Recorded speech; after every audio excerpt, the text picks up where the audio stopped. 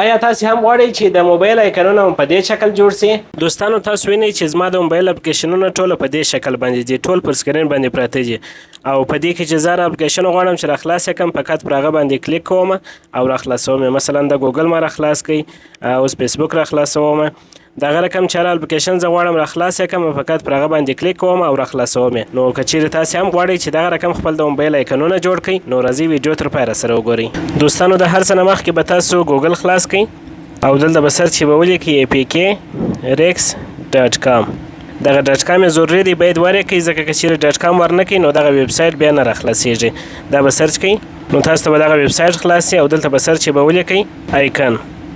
دا به سرچ کړئ. دا چې مو کله سرچ کړئ دغه اول اپلیکیشن تاسو ته راخلاصیږي، تاسو به پر دې باندې کلیک وکړئ. دغه څخه وروسته به لاندې ولاړ شئ، د ډاونلوډ بټن پیدا کړئ او دغه اپلیکیشن به خپل موبایل ته ډاونلوډ کړئ. اپلیکیشن چې مو کله ډاونلوډ کړئ دلته اډ آیکن لیکلی دی، پر دې باندې به کلیک وکړئ.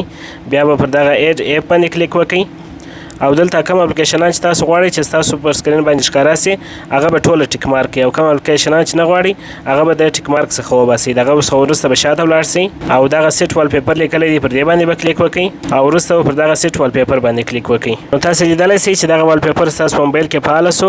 او اوس که چیرې تاسو غواړئ چې دا بیرته غیر فعاله کړئ، بیرته یې بند کړئ، نو تاسو به فقط دغه اپلیکیشن راخلاص کړئ. دلته وګورئ دغه د بندېدو نښان دی، پر دغه باندې به کلیک وکړئ او دغه سټاپ به کلیک کړئ. نو دغه وال پیپر اوس تاسو په موبایل کې بیرته غیر فعاله سو. دوستانو کوم ویډیو خوښ شوی ویډیو لایک کړئ، د خپلو ملګرو سره یې شریکه کړئ او که پیج ته نوي راغلي یاست پرې در سره فالو کړئ. تر بیا پورې ښه وخت.